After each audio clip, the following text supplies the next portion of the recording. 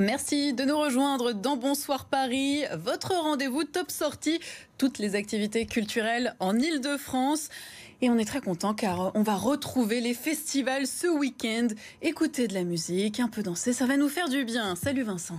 Bonsoir Marguerite. Vincent de Paris Zigzap, le guide du Parisien curieux, notre partenaire culture finalement. Et on est ravis d'accueillir sur le plateau ce soir Denis Collineau. Bonsoir. Bonsoir. Vous êtes directeur du Festival de Marne et Cali, bienvenue. Bonjour. Vous êtes chanteur et vous allez nous parler tous les deux de ce merveilleux festival qui se déroule d'ailleurs ce soir jusqu'au 22 octobre dans 25 villes du 94. C'est énorme déjà, autant d'artistes. Gros dispo. Gros dispositif, mais bon, on est rodé puisqu'on a 35 éditions maintenant cette année. C'est vraiment une volonté qu'on a d'essaimer dans tout le sud de Paris et la banlieue. Parce que aujourd'hui le public il n'est pas si mobile que ça en banlieue, en particulier le soir. Donc vous allez à sa rencontre. Donc on va à leur rencontre. Et puis le deuxième aspect, c'est que on travaille avec des théâtres. Parfois les théâtres c'est un peu intimidant pour le public. Et parfois les gens rentrent dans ces théâtres pour la première fois lors d'un concert du festival. Donc ça permet aussi de désacraliser un peu ces lieux de culture en programmant des artistes un peu plus... Alors justement, Cali, l'idée vous a plu ? Le concept ? Ouais, je trouve ça fascinant. Moi, je félicite tous ces gens-là qui baissent pas pavillon et qui se disent c'est maintenant qu'il faut vraiment montrer qu'on est toujours là, que ça continue. Les gens sont heureux de ressortir et puis nous, évidemment, heureux de jouer. Et quand je regardais tout à l'heure le livret du festival, je regardais toutes ces salles. Ouais, j'ai mes amis à Gauvin qui jouent là, il y a Gaëtan Roussel qui est là, et puis des premières parties, il y a plein. C'est super, ouais. Oui, il y a plein de choses différentes, c'est ça qui est très bien. Vous jouez quand, vous, d'ailleurs ? Je sors de les balances et je joue tout à l'heure. Juste après vous, je vais jouer Juste là. Après.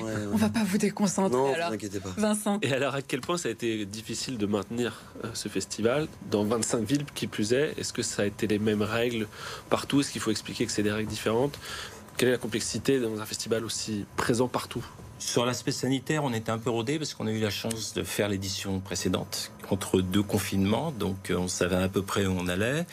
Après, c'est une volonté partagée, c'est-à-dire la volonté du festival d'organiser les concerts, la volonté de nos partenaires théâtres des villes avec lesquels on travaille de nous accueillir, et aussi la volonté des artistes de repartir sur la route, parce que c'est pas forcément évident, je pense, de remonter des tournées avec toutes les incertitudes qu'il y a eu au printemps, en été. Est-ce que ça sera rouvert, pas rouvert, dans quelles conditions, voilà.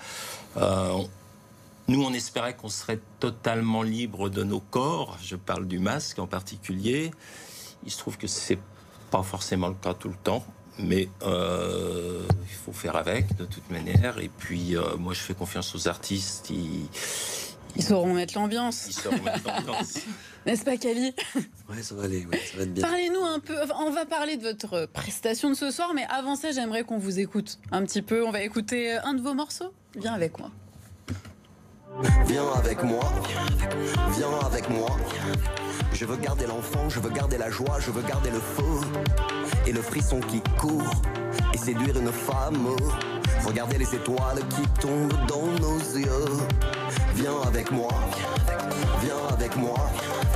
Regarder les étoiles qui tombent dans nos yeux. Et alors, pardon. Vincent, vas-y. On est sur moi, mais c'est Vincent. Quel est du coup le fait de retrouver du public en Île-de-France ? Quel effet ressentez-vous à cette idée-là est-ce que ça y est, c'est reparti ? Quel est votre sentiment ? Ouais, nous on fait partie de ces groupes qui avons dès le départ voulu ressortir de suite, quoi. Donc après le premier confinement, on est parti piano-voix, on est allé là où on nous acceptait, là où on pouvait jouer. Et puis avec le groupe, on a continué au premier arrêt. Et puis on était toujours là à l'affût.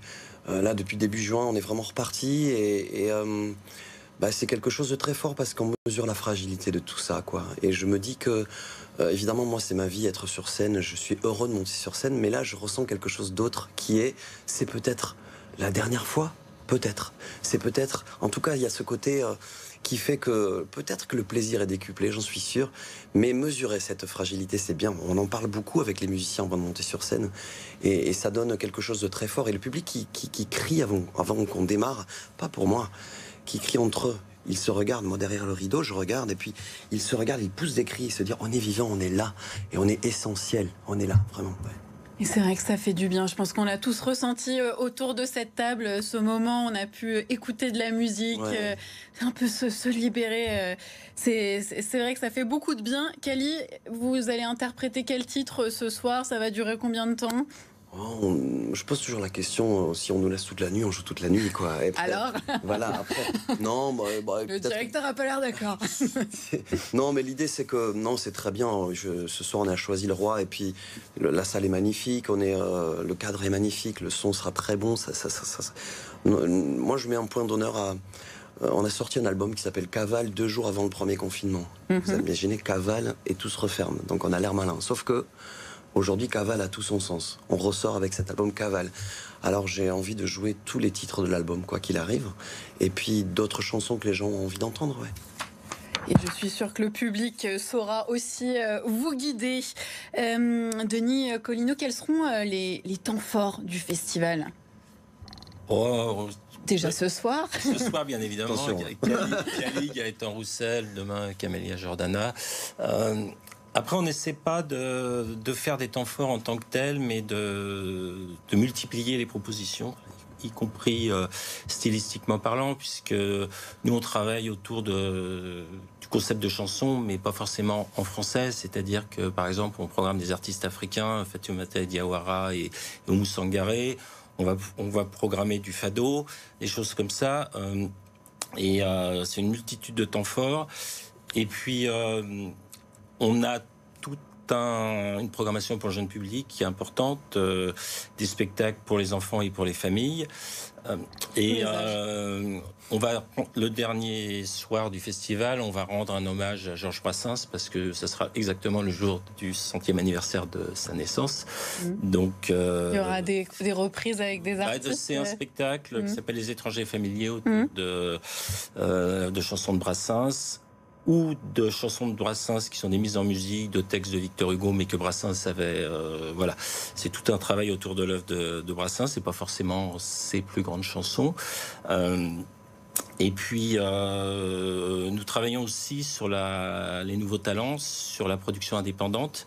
On a la journée des initiatives musicales indépendantes, qui est vraiment un rendez-vous maintenant depuis 15 ans, de toute la sphère indépendante musicale, avec des groupes de manière assez étonnante. Par exemple, on fait l'Ofofora, qui a été un groupe qui a été plutôt produit par une grosse maison de disques à un moment de sa carrière.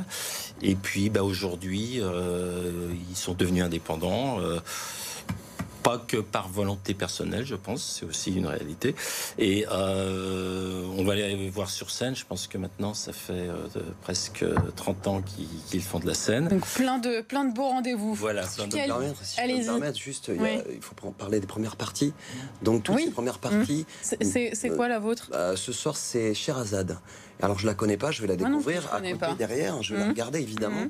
Mais ce qui me plaît dans tout ça, c'est de me dire que en même temps, tous ces projets qui arrivent nouveaux, ça veut dire que demain est déjà là et ce festival permet des découvertes beaucoup. Alors justement, on va donner les petites infos pratiques pour nos téléspectateurs. Est-ce qu'on peut encore prendre des billets? Oui, sur un certain nombre de concerts, pas tous, mais on les prend où d'ailleurs? Sur notre site festivaldemarne.org. Et on retrouve toutes les infos pratiques. Et ça dure jusqu'au 25 octobre. Voilà, 24. Bon, c'est pas grave. 24, j'y étais presque. Et Kali, on vous retrouve ce soir. Bon, pour le coup, là, c'est peut-être un peu tard pour prendre ses billets, mais on sait jamais. Non, venez. Sur place. On leur trouvera toujours une petite place. Venez sur scène, là, juste à côté. C'est bien noté, nos téléspectateurs vont venir vous voir. Merci beaucoup à vous deux de nous avoir parlé de ce merveilleux festival et on va le suivre avec attention et peut-être même qu'on ira avec Vincent. Hein. Avec grand plaisir. Allez, on ira. Allez, tout de suite, on passe aux 3 infos de Top Sortie.